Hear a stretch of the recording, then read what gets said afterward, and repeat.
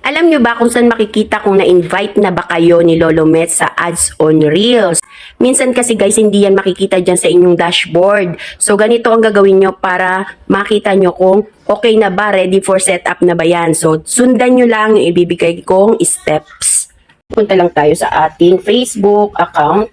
So, yan kasi ito gamit kong cellphone. Gusto ko makita nyo ng actual talaga guys. And then, dito, pagbukas nyo, yan, sa inyong profile, punta lang kayo dito sa dashboard, see dashboard.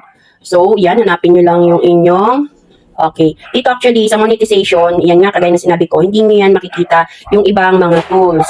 So, hindi pinapakita yung ads on Reels, minsan yung in-stream, pero minsan, nandito po talaga yan sa Meta. Okay, dito sa Meta Business Help Center, sa lower part yan, ng inyong, yan, pag binuksan nyo yung inyong dashboard, pinaka-lower part po yung Meta Business Help Center. So, pindutin nyo lang yan. Yan. And then sa upper part, makikita nyo to, yung dalawang guhit na yan, pindutin nyo lang po yan.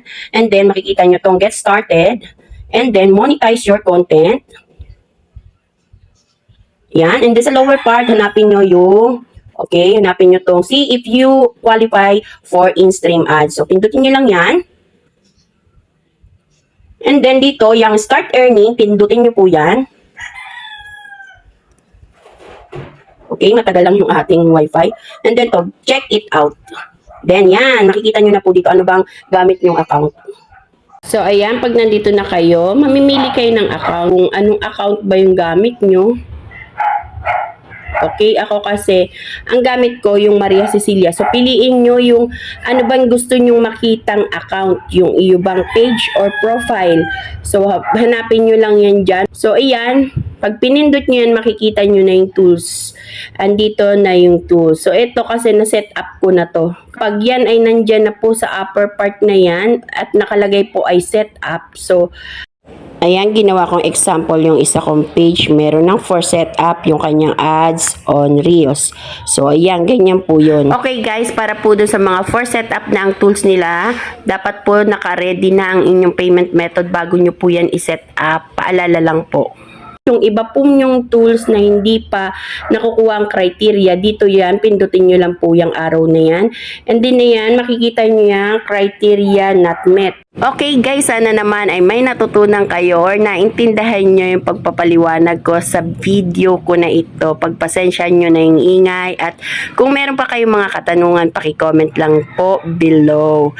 At kung masasagot ko yan, sa kaabot ng aking makakaya ay pipilitin ko po.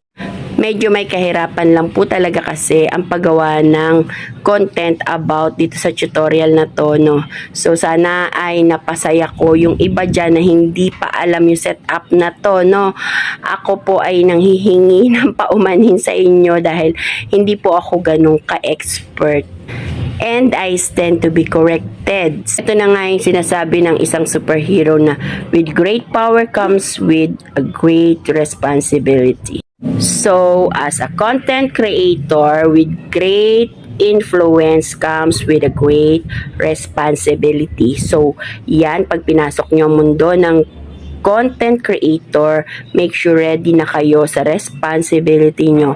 Kung kayo ay may content na pagpapatawa or to entertain ng mga viewers, ay kailangan nyo talagang gawin ang inyong best. So, yan lang po at sana po ay mag-follow na po yung mga hindi pa naka-follow. Pakipindot na, napakadali lang po. Ayan, sa baba. At paki-like or heart na rin kung maaari. Salamat and have a good day to everyone.